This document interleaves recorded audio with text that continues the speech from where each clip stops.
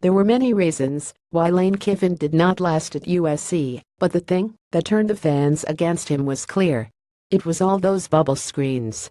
The screen so agonized the Coliseum crowd during a loss to Washington State in September 2013 that after every timid pass behind the line of scrimmage, and there were a lot, the fans booed.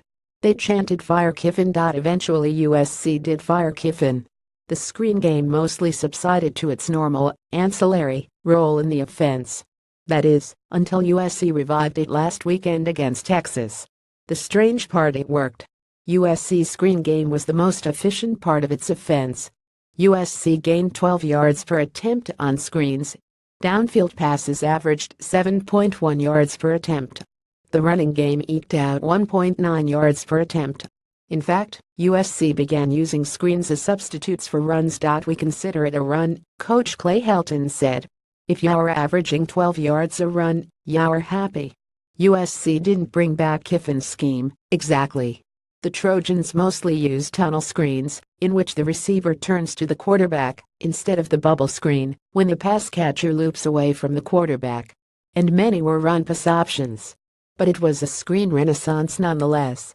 Where did it come from? Partially, it was offensive coordinator T. Martin's response to Texas's defense, which loaded the box to stop the run, leaving mismatches on the outside. You basically have 3 receivers and 2 defenders, Helton said. But scheme alone didn't account for USC's effectiveness. The Trojans have also leveraged one of quarterback Sam Darnold's best attributes, a quick release. Screens hinge on timing. A split-second delay can squander the personnel advantage. Darnold actually has a fairly long, loopy delivery that he has tried to shorten. But he makes up for it in this screen game in other ways. Obviously he has a super quick release, said receiver Jake Russell, who is Darnold's roommate. But I don't think people see why he has that.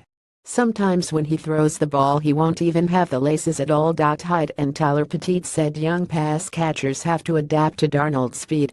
During film study, Petit said, he sometimes warns freshman tight ends, hey, get your head around fast, because Sam will put it on you. Darnold has a quick trigger at all times, not just on screens.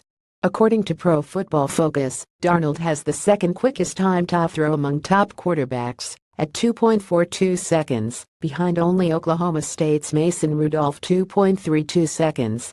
For perspective, last season Drew Brees also had a 2.42 time to throw, third fastest in the NFL. But Darnold's urgency is greater on screens. USC views them as free yards. If they're going to keep giving us those easy throws, Darnold said, we're gonna take him. Gustin has biceps tear. Helton said for the first time Thursday that outside linebacker Porter Gustin's injured right biceps was torn, not strained. Gustin played against Texas with a right bicep strain and 2 screws surgically inserted into his fractured right big toe. The biceps tear does not require surgery, Helton said. But the injury typically takes multiple weeks to fully heal. I think it's going to be a little time for 2 injuries. I'm trying to heal both, Helton said. 2 injured defenders returned to practice Thursday. Defensive end Rasheem Green ankle sprain and defensive back Gene Harris knee hyperextension both participated, though Helton said, even if Harris plays against California, I don't know if he can go the whole game. Receiver Stephen Mitchell Jr. groin and running back Ronald Jones' 2 thigh contusion did not practice. Earlier in the week, running backs coach Dylan McCullough said he expected Jones to play.